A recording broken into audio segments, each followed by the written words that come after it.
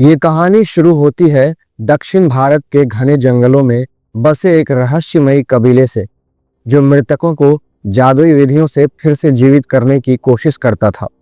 भैरव, कबीले का प्रमुख तांत्रिक, मानता था कि वो मृतकों को अमर बना सकता है, लेकिन इस प्रयोग के लिए उसे इंसानों की आत्मा की जरूरत पड़ती थी।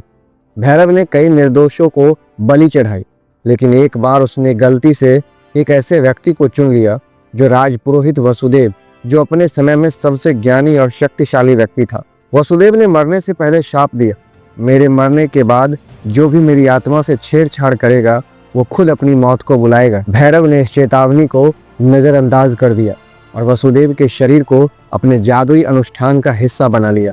लेकिन इस बार कुछ अजीब हुआ।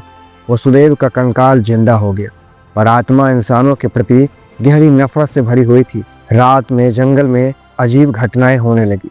कोई कहता कि उसने एक चमचमाता कंकाल देखा, तो कोई कहता कि उसकी आंखें नीली आग की तरह चमक रही थी। कबीले के लोग एक एक कर गायब होने लगे। एक दिन कंकाल ने खुद को कबीले के बीच प्रकट किया।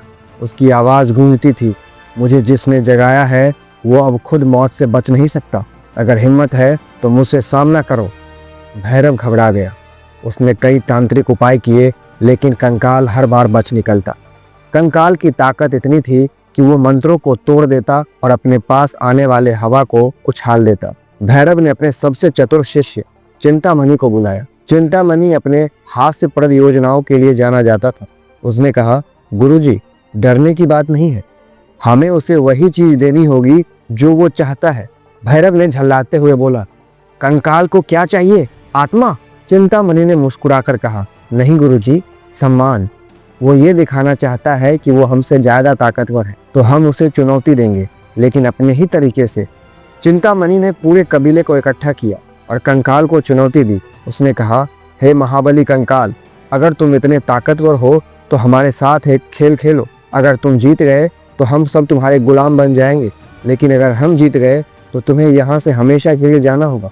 कंकाल ने हंसते हुए कहा, खेल मुझे मंजूर है, बोलो क्या करना है। चिंतामणि ने कहा, हम सब अपनी जान दांव पर लगाते हैं। तुम हमें अपनी ताकत से हराने की कोशिश करो और हम सब तुम्हें अपने दिमाग से। जो पहले हार मान लेगा वही दोषी होगा। चिंतामणि ने कंकाल के सामने 3 जादुई मटके रखे। उसने कहा, इनमें से एक मटके में तुम्हारी आत्मा का सच छिपा है। अगर तुम उसे पहचान गए तो हम हार मान लेंगे, लेकिन अगर तुम गलत मटका चुनते हो तो तुम्हें अपनी शक्ति छोड़नी होगी। कंकाल सोच में पड़ गया। तीनों मटके एक जैसे लग रहे थे। उसने पहला मटका उठाया, खाली। फिर उसने दूसरे मटके की ओर हाथ बढ़ाया, लेकिन जैसे ही उसने छुआ, चिंतामणि ने जोर से मंत्र पढ़ा। तीसरा मटका अचानक रोशनी से भर गया और कंकाल की सारी शक्ति उसमें समा गई। कंकाल ने अपने अंतिम क्षणों में कहा, तुमने मुझे हरा दिया, पर भैरव को सजा नहीं मिली। ये खेल तब तक चलता रहेगा जब तक पापी को उसकी सजा नहीं मिलती। चिंतामणि ने तुरंत भैरव को सारी सच्चाई स्वीकारने पर मजबूर किया। भैरव ने खुद को आत्मसमर्पण कर दिया और कबीला उस जादू से हमेशा के लिए मुक्त हो गया। अगर आपको ये कहानी पसंद आई हो तो हमारे पुराण चर्चा चैनल को सब्सक्राइब करें और कहानियाँ सुनने के लिए हमारे चैनल से जुड़े रहें और कमेंट करके बताएं कि आपको कहानी कैसी